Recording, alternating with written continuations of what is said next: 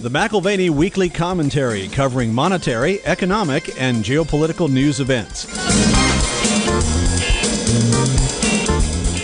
We want to be loved. We want to be known. And sometimes we project our voices so loud and forget that there's somebody else on the other side of the table who wants the same things.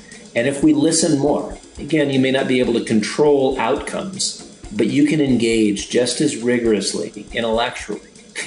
I think as we have in the Ironman challenge of this last week, just holding loosely with open hands what the outcomes may be and prioritizing relationship in the process. Bring the salon back. Bring it back. Now here are Kevin Orrick and David McAlvany.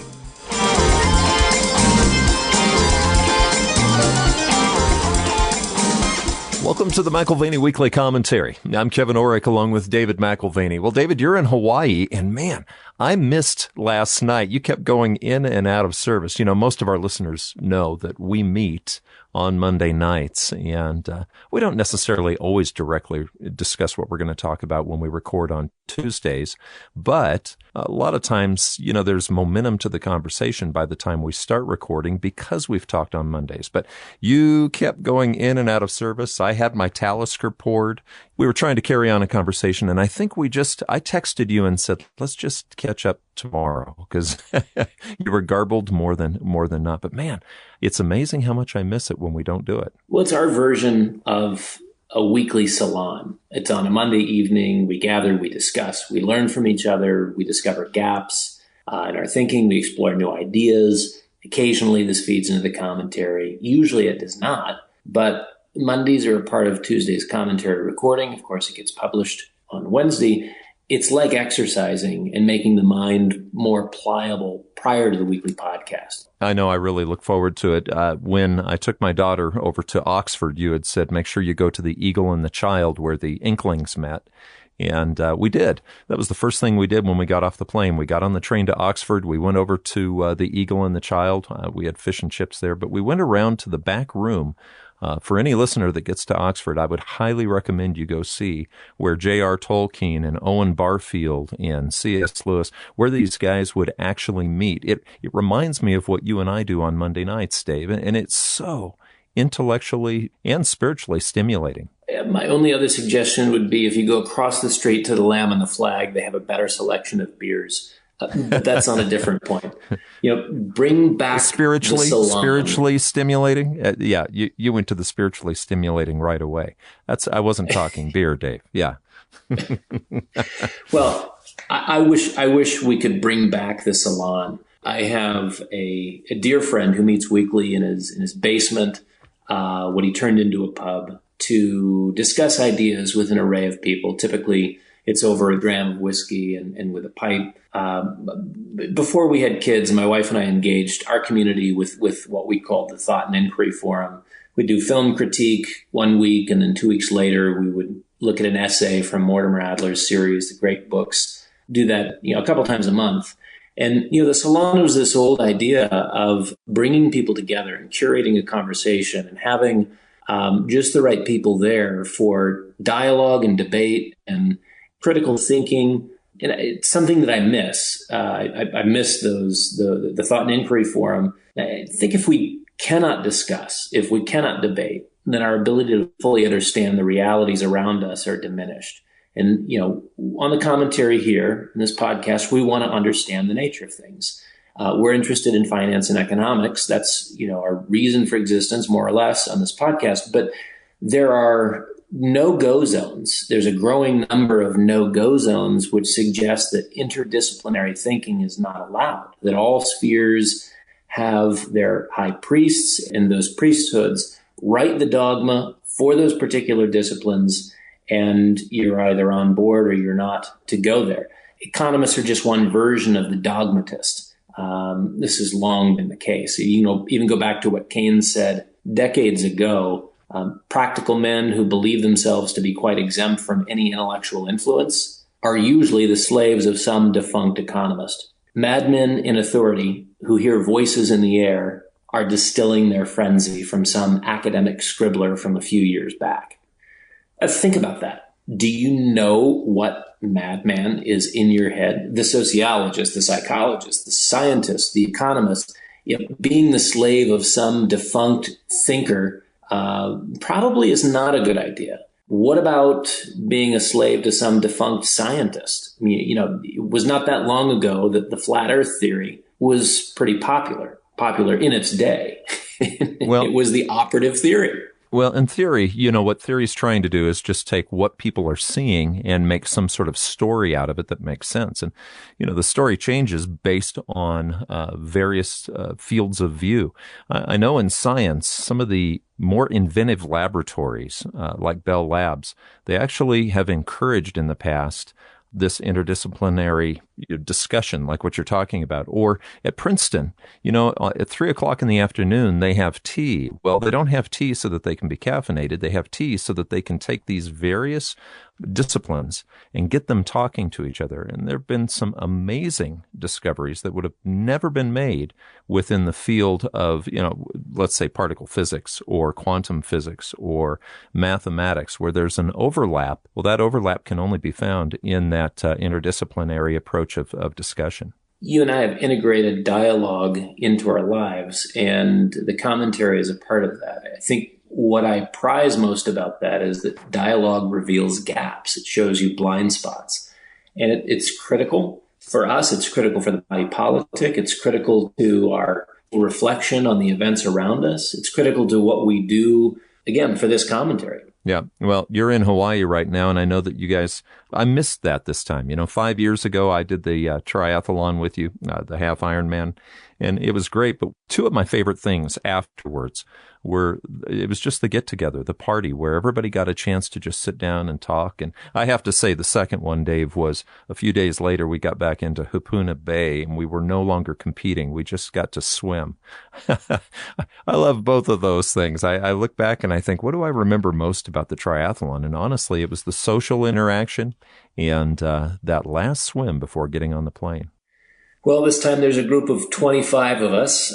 We finished the half Ironman this past weekend. It was a grueling day, lots of wind. The heat was unbearable. We actually had 2 of the 25 end up in the hospital, unfortunately. But, in that party you were talking about, the after party, we were discussing, and there's a commentary listener who joined us, and there was a question posed, the question of QE limits and quantitative easing. There was a claim, he was saying, by a renowned deflationist that we don't need to worry about inflation when the Fed can only buy bonds in a quantity matching excess reserves of depository institutions. And, again, this is just casual conversation over a beer after the race. And I thought, well, that's interesting. I'm not aware of limits set on the Fed's monetization schemes. But wouldn't that be a blind spot in my thinking on inflation if that were the case? Is there something in the Fed's bylaws? Is there something about, a policy which they've had in place? And I can either remain content in my conclusions and not explore a potential blind spot or seek to resolve the issue. And dialogue reveals blind spots, right? Or at least the possibility of blind spots. And dogma hopefully recedes with this balanced approach to listening and researching and reflecting and responding. And, I should, in fact, be grateful to, even in this context, if I'm initially disagreeing, what if later on I discover I was wrong? Mm-hmm. The discovery is progress. I'm always asking the question, why are people so afraid to be wrong? It's a part of a growth process. So I revisited the Fed statistical release, the H41 statistical release, and the math doesn't work. Matching up the QE limits and the reserves held from depository institutions. And I may not fully understand this deflationist objection, but the idea, as I understood it, is that inflation will not be an issue due to the limitation. Frankly, the Fed statistics tell a different story. The monetized number can grow to anything imaginable. And so if you look at the bills, bonds, and notes, which tally to much larger numbers than the excess reserve numbers, and that's before we get to the money market mutual fund liquidity facility, the commercial paper funding facility, the corporate credit facilities, which are probably going to wind down in the next few weeks, begin winding down. Then you've got the municipal liquidity facility, the residual holdings from TALF 2. All that to say, I had to check and I had to recheck, and it was healthy to do that. Healthy conversation has to happen. And if I'm missing something, I hope that someone will challenge me on it. Listeners will fill in a gap, question an assumption, add to a deeper understanding of the issues in play. And, oftentimes the two of us will comment to each other about comments on the commentary, and we'll reflect on them. And they are insightful, and they're a teaching and learning opportunity for us. We appreciate them. I'm amazed at the intelligence and the thoughtfulness of our listeners. Just thinking about what you were talking about on QE, though, if indeed there was some sort of limitation on that, and that limited inflation in a way, that would also say that modern monetary theory works. But as you think about it, Russell Napier, about a month ago, showed us why QE up to this point hasn't created a high inflation. It stayed in the financial system. Like the metaphor that you've used, or the analogy, has been water behind a dam, like Hoover Dam, all that liquidity behind the dam. And what he basically was saying is once velocity increases, once that money starts getting spent, it can turn into inflation quickly. On Sunday night, Dave, we have steak. I go outside, grill up a steak, and that's been a tradition for years. And, we feel very blessed that we can have a steak on a Sunday night. But my wife told me on Sunday, she said, Kevin, the steaks that I normally pay $11 for each are now $17. She said it just happened. It's a boom. So, if QE really did have limits, and if we are really going into a deflation, I'd like to see where it is. Can you tell me where deflation actually is occurring? Yeah, that's a good question. I mean, we can see it perhaps if Bitcoin's dropping from 65,000 to 30,000. There's always conversation about deflation when asset prices are moving down. Rarely is there conversation about inflation when asset prices are moving up. And that's just with assets. When we talk about consumer prices, again, it's a little bit different. Everyone likes to focus on the inflation side. No one really complains if you have deflation in consumer prices. Flat screen costs you less, a cell phone costs you less, whatever costs you less. We all look at that and say, actually, that's like getting a pay raise. My money goes further. So it is interesting. We actually have this idea that deflation is bad when, in fact, consumer price deflation is one of the great benefit. Who is the beneficiary of it? The consumer is. Could you imagine, Dave, if we actually were paying for goods that were made in China and the Chinese were making the wage that they would in the United States? And Bill King just recently said that is shifting, that at this point, China is fully employing their workers, and so there's no need for them to pay them the low wage that we've gotten used to. That could certainly turn into inflation very quickly here. Yeah, and one of the things that, as I went through that report, the H41 report, and looked at sort of the litany of things that the Fed has put money into and supported, it's kind of an unintended consequence. But back to money markets, just briefly. Money markets are this pool of resources we assume we can go to, put money in. It's a cash alternative. There's some yield. But it's an area that's going to require more and more attention as time goes on, because we're operating in a near zero interest rate environment, and we don't have a lot of interest in cash today. But the reality is the quantity of government paper with a positive yield is insufficient for the dollars that are likely to flow from equities as they move to the sidelines. So any hesitation to be invested in equities at all, any flight to safety, and all of a sudden you've got a major structural issue. The Fed will just have one more problem to solve. Again, it's one of many that stem from its policies as an unintended consequence. One of the things that the Fed has been told that they're responsible for, too, are the unemployment numbers, and to try to keep as many people employed as possible. This was a week of announcements on the employment side of things. Yeah, bond market responded as we had the non-farm payrolls disappoint. 559,000 on Friday. 610 was expected. 59% of the jobs created were in leisure and hospitality.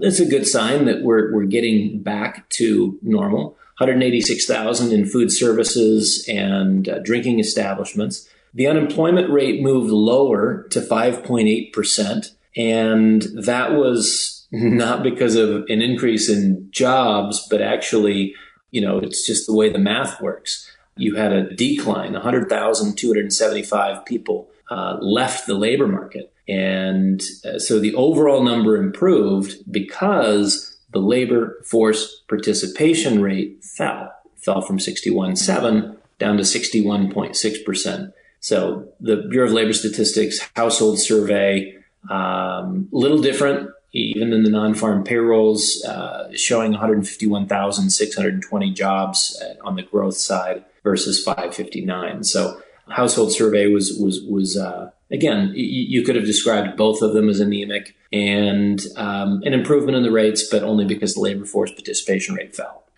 You know, I see out of D.C. how much of a crisis everything is, Dave. It's amazing to me that anything that will garner power is called a crisis. And this week with unemployment, the unemployment numbers, Biden was talking about things I don't think he even understood what he was talking about. But, you know, you look at the numbers and you see that 100,275 people left the labor market, yet unemployment fell. Now, that's a strange way to look at things, but my wife and I went to dinner last night, and we realized a lot of the restaurants, one, it's tourist season in Durango, so it's hard to get into a restaurant just impulsively, but since you and I didn't have our meeting,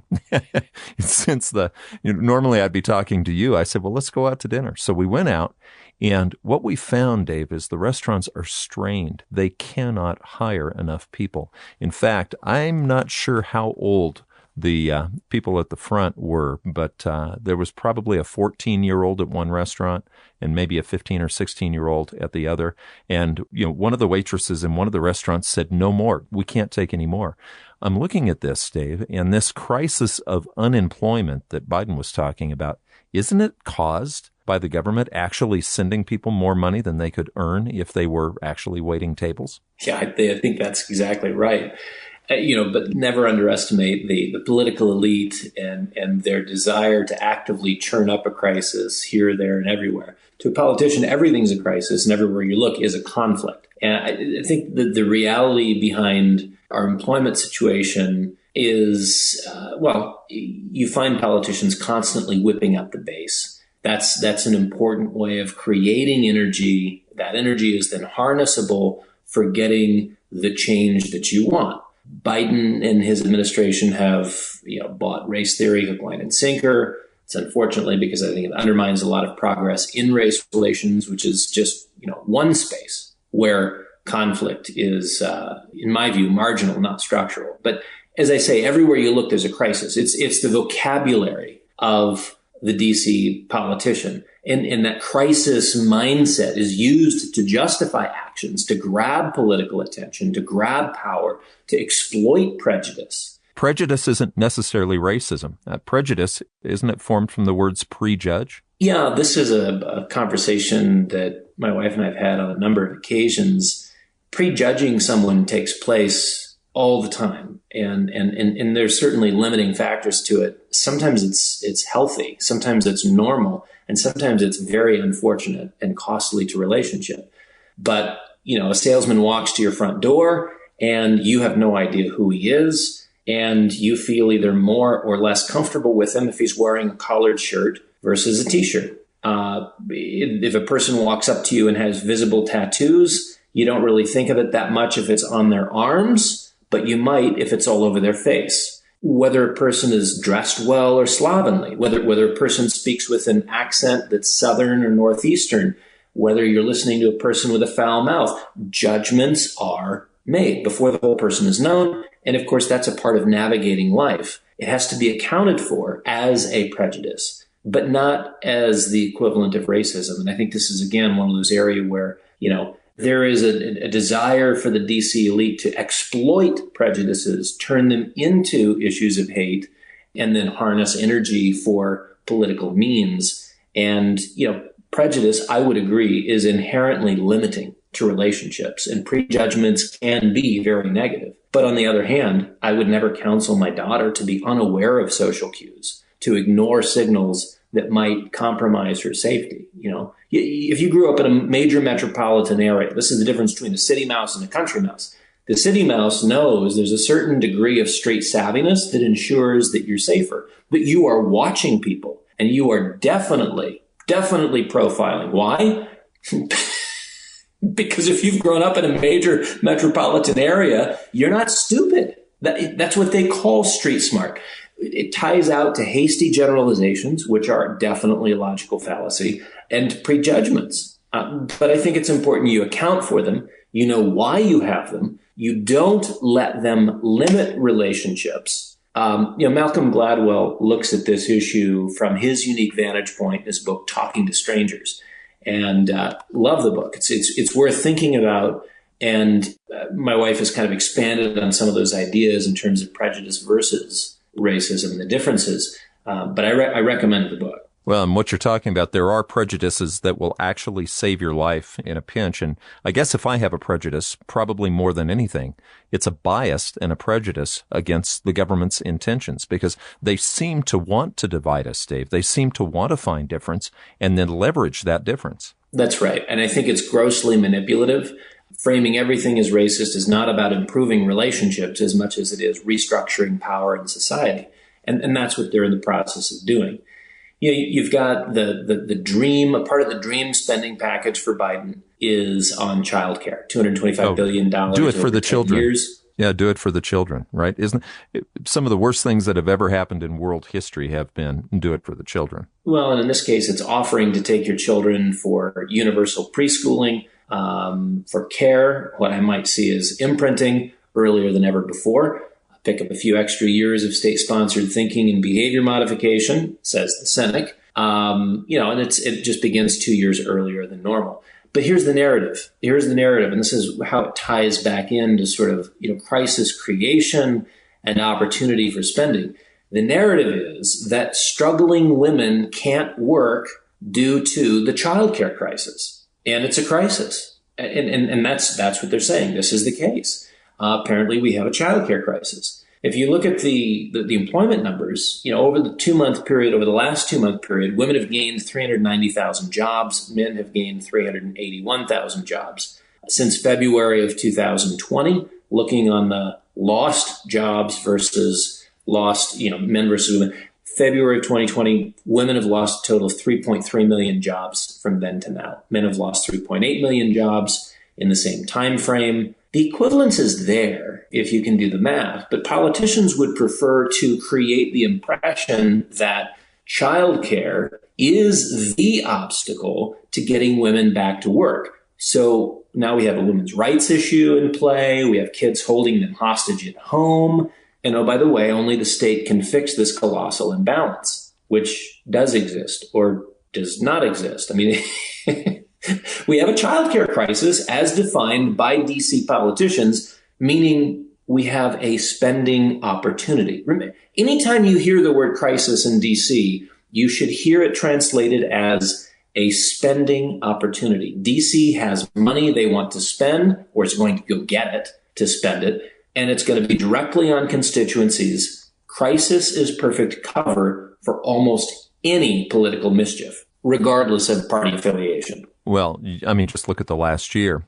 The details that are coming out right now on the Fauci emails and what was known and how it was used, you talk about political mischief.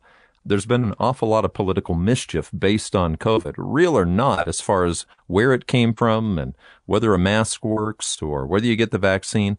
All of that, there's political mischief behind it. It was the crisis of 2020. And you're right. Fauci's emails suggest a whole host of conclusions that, whether it's on the Wuhan genesis or U.S. funding of research at that facility, or on what Fauci knew and never said, what he said privately in contrast to public messaging. You just read the emails. And, having information accessible, it's kind of interesting, this whole Freedom of Information Act and the request that was made. Of course, this was not on his personal emails, but just the ones tied to his public role. Read them. Come to your own conclusions. You get the impression, at least I do, that COVID has been capitalized on for significant ratcheting of governmental power and oversight. And, if you disagree with that, try not to be dismissive on that point completely, because, again, crisis is perfect cover for almost any political mischief. You have sort of this cover, if you will, of silence, media silence on the Fauci emails, along with the White House press corps leaving what is a very hot topic off limits. It's kind of intriguing. You know, there seems to be an attitude these days that if an individual can do it, the government can do it better. But, you know, you look at the difference between communism and capitalism and just some of the signs. You know, we talked before about the difference between East Germany and West Germany as the road ran north from Munich to Dresden. And you could see the East German side was just horrific, and that was a command and control economy. And then the left side of that road from Munich to Dresden going north was Bavaria, and it was beautiful, beautiful farms. So do you feel, Dave, that even the media is shifting things to take individual liberty away and move it to command and control and socialized everything? Kevin, it seems like one of the early tragedies of the 21st century is that we're already forgetting some of those valuable lessons of the 20th century. And the global nature of power is shifting from individual people to central planners. And that's been astounding. We have central bankers moving to center stage in the economic sphere, and the social and political acquiescence in the context of mortal fear in 2020 has been shocking. And I'm not saying some problems can't be solved by a federal source or shouldn't be solved. You know, study the Catholic social teaching on subsidiarity. And yes, there is room for requesting more resources to solve a problem that can't be solved at a lower level of power.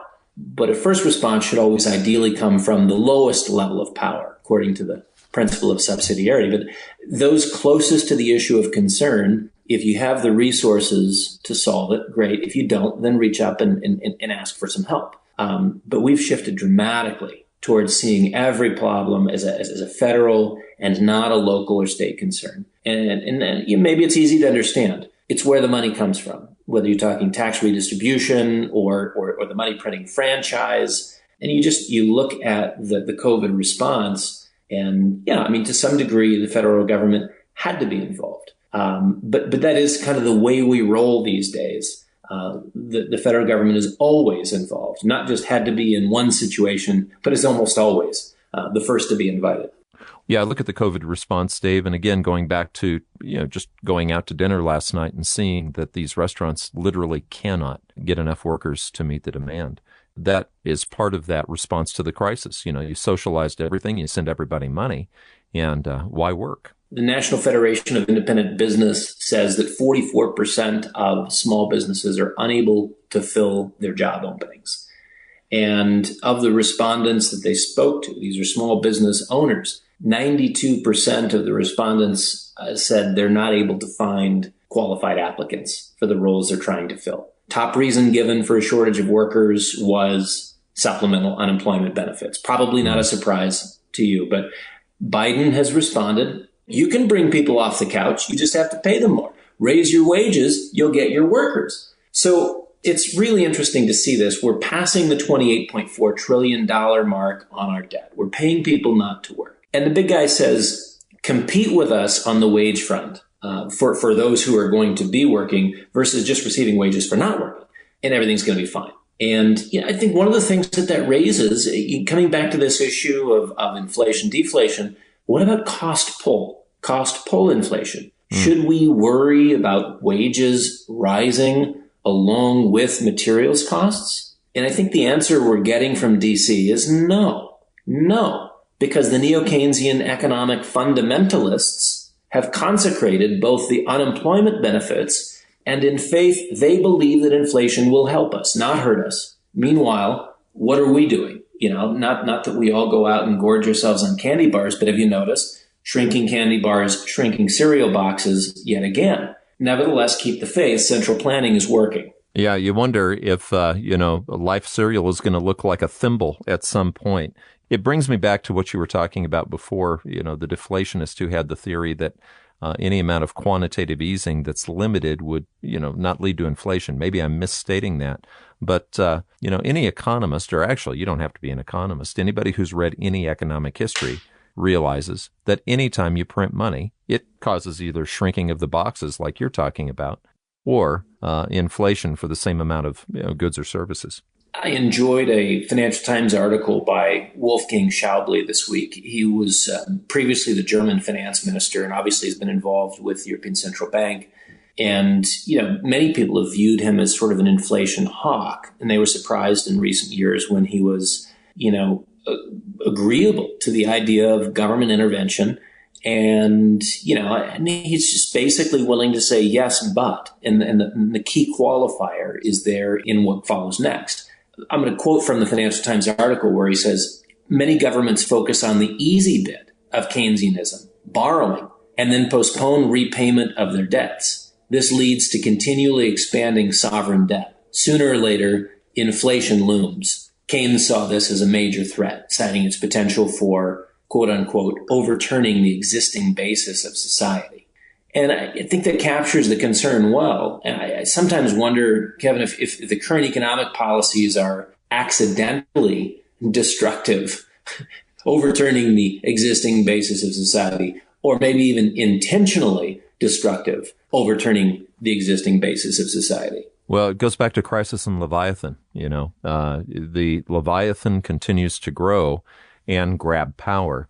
It's the big oven. It's so big that you have to actually tear down the house to feed the fire. So in the cold, you may have started with a house and an oven, but you only end up with an empty and cold oven, when you're finished. The subsidiarity thing, this is interesting. I've got to admit, Dave, I'm not as familiar with it as you are, but you're saying that the Catholic Church has looked at an actual study of when an individual does something better or when a group would do something better. Can you elaborate on that a little bit? Yeah, I started reading on subsidiarity in 1996 and 1997. I did a summer program with the Acton Institute, and very, very interesting group run by Father Sirico. I'm not Catholic, by the way, but in the exchange of ideas and the studying of various social issues, answers can be found in a lot of different places. And John Paul II, in a number of the encyclicals that he wrote, was most insightful on subsidiarity and sort of the role that the state should play in welfare versus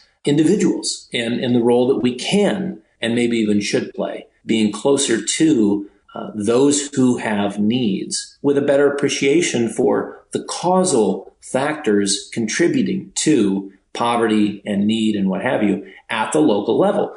I was reading John Paul II on subsidiarity. That was late 90s.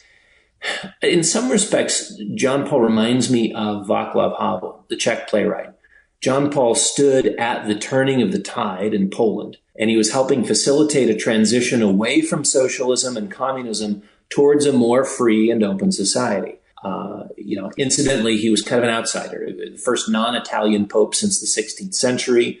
Havel, on the other hand, first democratically elected president in Czechoslovakia, not a politician, a playwright. In that sense, I like them both as outsiders, and I like both of them as leaders standing at a historical turning of the political tide.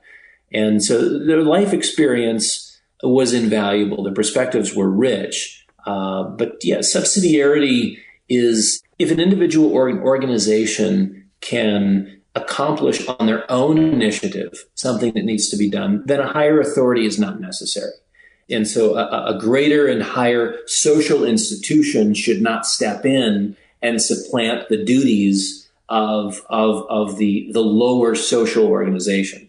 There may come a point where intervention is helpful. But again, it's a subsidiary role to step in, to help, and then ultimately to step out and allow individuals or smaller institutions to take on the task and be the sort of problem solvers, if you will. I don't know if I've done that justice, but subsidiarity is a fascinating concept to read on.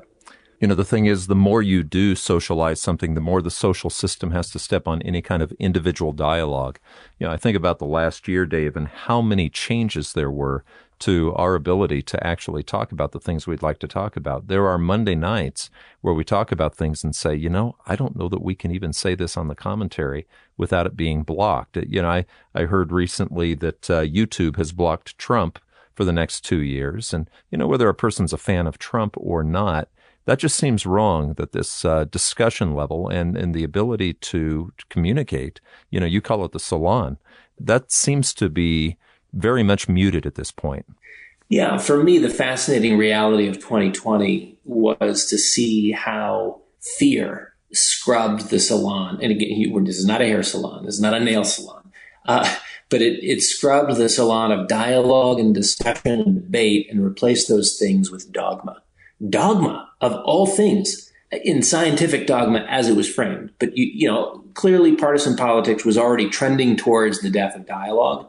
But you had fear in 2020, which crushed conversation completely. And it's ironic that new religious dogma has replaced the old. The temptations to power never change, whether the religion be one of a metaphysical nature or of a scientific nature. What you basically have is the interpreters of reality standing and proclaiming all that is acceptable for thought and action. And in this case, Fauci is something of a figurehead of the new religion.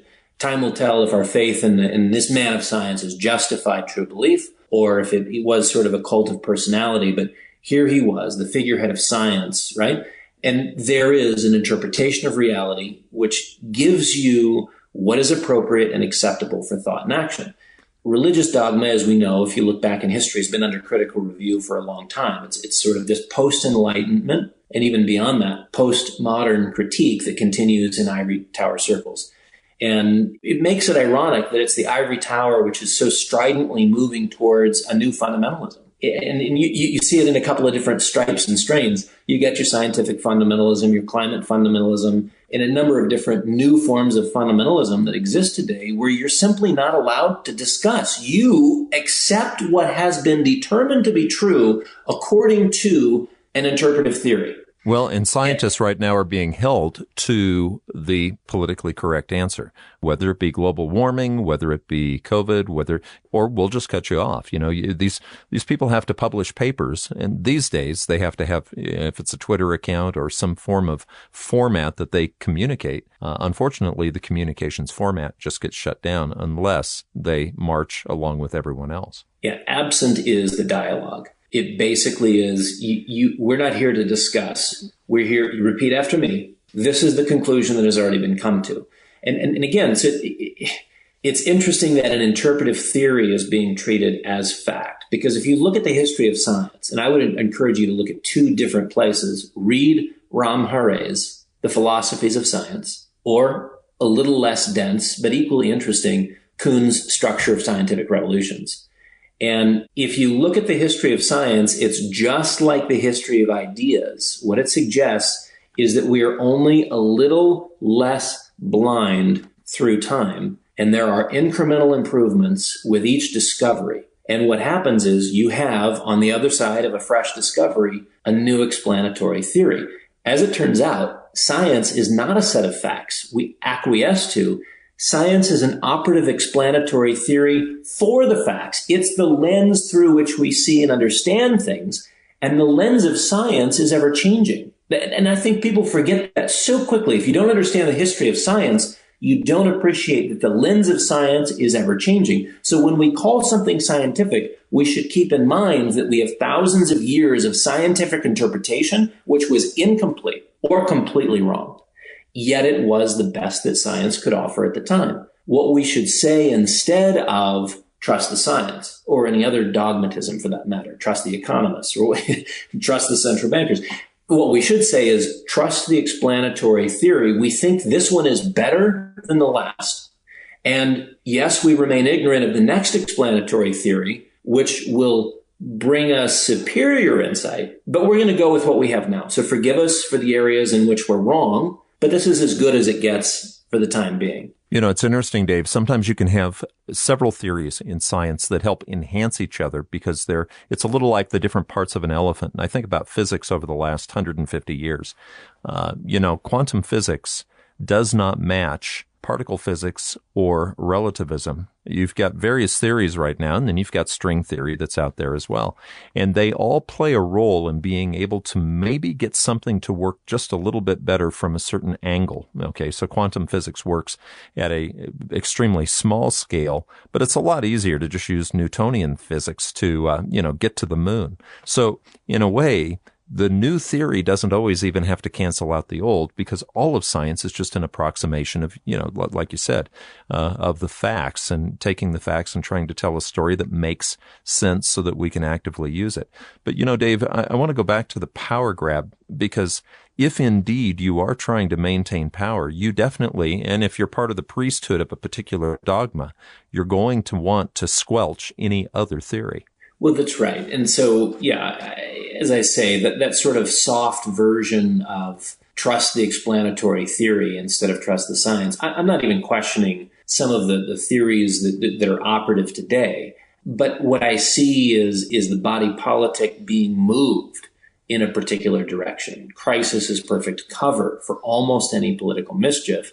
And so if you can, through your theories, affirm that a crisis exists, now you have political leverage and you've got latitude to do what you want from the standpoint of an agenda. So, there's a lot of things that are being appropriated and abused for the sake of grabbing power and increasing social coercion. It could be gender, it could be sexual preference, it could be climate, COVID, childcare. I mean, at one level, there are legitimate issues there, and a healthy dialogue on those and other controversial areas, it's healthy. But at another level, where you're talking about power politics, power of domination of narrative, there's a lot in play. Again, you're not going to see meaningful dialogue amongst elected officials because they're not about getting at the truth of a matter. They're about using a matter for their own ends, which again is something of a power grab. Well, and isn't that why we should be going back to the salon format? We talked about the eagle and the child, or I mentioned that earlier, the Inklings, C.S. Lewis, Barfield, Tolkien, and the rest. These guys, none of them were a leader of the group. That's one of the beauties of, a salon is you don't necessarily have a leader. In fact, you shouldn't, because at that point, dogma takes over and you have one particular viewpoint. But what you have, and I think also of the economists and the logicians that met in Austria, in Vienna, back, in the 1930s. It's not a particular leader necessarily, but that's where some of the greatest ideas, Ludwig von Mises came out of that Vienna Society. That's right. It makes it even more important for us to revive the old salon. You go and facilitate a healthy dialogue. You have a place to gather, a place to discuss. You host a deliberate group that thoughtfully engages and even respectfully disagrees on issues. And it doesn't matter if they're social issues or political issues or religious issues or scientific issues. Keep it rigorous and exercise your mind like you exercise your body. And don't let dogma replace dialogue. Because that, to a large extent, is what has happened. Dogma has replaced dialogue. You've got the shouting, you've got the shaming. That has displaced the listening and the engaging and the responding. Very careful and active listening needs to occur today. If you look at the political right and the political left, it's just too easy to harness for their own energy. Democracy has to tap the power of the people. And it's not being done in a productive way at the moment. It's being harnessed in a way that I don't think respects the power of the people. Politicians are exploiting their constituencies by emphasizing differences, by creating hate, by generating more heat than light, but taking that heat and turning it into a power advantage. Political opportunism is the primary source of hate in our culture today. And yet, I say this because I have great conversations with all kinds of people across the political spectrum, and this happens constantly. I have friends that are incredibly diverse, whether it is along racial lines or sociocultural lines, you name it. And I get the sense that we can have really healthy conversations, but there's this added element of that's very disconcerting. Like, I really don't know you. You really don't know me. And that doubt is being seeded, being planted by the political class for their own benefit. And I think, okay, look at the presidential debates. And my kids were classic, viewers of these things. They laughed hysterically. Like, what are they talking about? This isn't even meaningful. And they were right. Even kids, grade school kids listening and going, this is ridiculous. They're just making fun of each other. They're just tearing each other down. Where's the content? And honestly, it's like art reflecting culture. Our leaders, to some degree, are reflecting us. And I'm not meaning to insult you, the listener, but think about Schumer and McConnell and Pelosi and AOC and Trump and Pence and Harris and Biden. They're shouting down. There's character assassinations. I mean, if you go back to the presidential debates and the vice presidential debates, they're all terrible listeners. They're all practiced power brokers. Are they trying to resolve conflict? Hell no. They live and breathe and feed on division. Conflict and crisis are tools of leverage to move forward a political agenda. You know, you brought up Václav Havel, and the revolution that occurred in Czechoslovakia was amazing because it was called the Velvet Revolution. And I think a lot of that actually had to do with critical thinking. I mean, he was a playwright. Dave, you talk about art, you know, reflecting truth. Well, he was a playwright. He saw the story a certain way. And, you know, as a politician, there was an awful lot of blood that was not shed in the Velvet Revolution. It was actually a throw-off from the statism and the communism that had held that country in check for decades. It seems like we're being moved in the direction of critical feeling instead of critical thinking. And to me, critical thinking is like the vaccine necessary, needed for to protect against the disease of statism. Engage. You know, notice that books are burned and ideas are limited and conversation is shut down and there's only appropriate topics. This is the nature of statism. So, you know, the vaccine against statism is critical thinking. Revive it before your mind gets addled beyond repair. Practice it with your friends, practice it with your family members. Make mealtime a time to converse on the controversial. Maybe it is on economics.Maybe it is on investing in finance. Maybe it is on politics. Maybe it is on religion and science. Maybe you'll discover that you've got a lack of bandwidth in yourself for tolerance of differences. And maybe you'll find that you're not a very good listener. Maybe you need to engage in a healthier way. That might be a challenge. You might just grow from it. Is there anything wrong with that? You know, Dave, I've been trying to practice something. I've been trying to practice the Columbo technique when I'm talking to somebody who I know disagrees with me. And instead of me giving my opinion right off the bat, I just basically do what Columbo did and, you know, just ask questions. What do you mean by that? Can you elaborate? And it's amazing. Sometimes these statements really don't have a depth more than 1 or 2 layers deep before the person realizes, either one of us may realize, that whatever position that we're holding really doesn't have a foundation. So it's an amazing thing if you just simply ask a question. What do you mean by that? Or where did you get that information? Can you give me more information? And I'm not talking about challenging them in a way that demeans their person.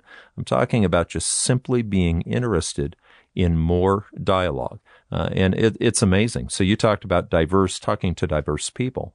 No matter what a person believes, they probably bring something good to the table that you don't know. And it's worth finding out. Sometimes we'll have comments from listeners on guests who don't hold the same views that we do. And yeah, that dialogue is very important for us as we turn over every stone and look at things from different vantage points and attempt to remain objective. It is important that we understand the world as it is, not as we want it to be. I studied philosophy. Debate is implicit to the history of philosophy. Dialogue, discussion. I mean, if you look at Plato and Aristotle, this is where we go. Disagreeing with others is not a big deal. Dialogue is older than Plato and Aristotle, but obviously even in his dialogues, Plato's there with it. Disrespecting anyone on the basis of disagreement is ridiculous. And we've got to do better in terms of dealing with what is being curated for us, which is sort of an age of disrespect and resentment, politics. We can do better. And I think dialogue is a part of that. Yeah, you know, you say disrespecting anyone on the basis of disagreement is ridiculous, but it's something that it's easy to do. You know, one of the things that I would encourage people to do who are listening, find a couple of people who you enjoy sitting down, whether you agree or disagree, you enjoy sitting down and discussing things, and come up with a set of rules. Basically say, look, no one's the leader. Let's talk about this issue. Let's find out what we don't know individually about it, and maybe start meeting. You know, you talk about that being sort of a vaccine for statism. You know, instead of worrying about vaccines for COVID, maybe what we do need to do is come up with these discussions, these salons, these vaccines to statism. Otherwise, we're not going to have a voice. You know, Kevin, we just finished a really interesting period of time, the 25 of us that are out here in Hawaii.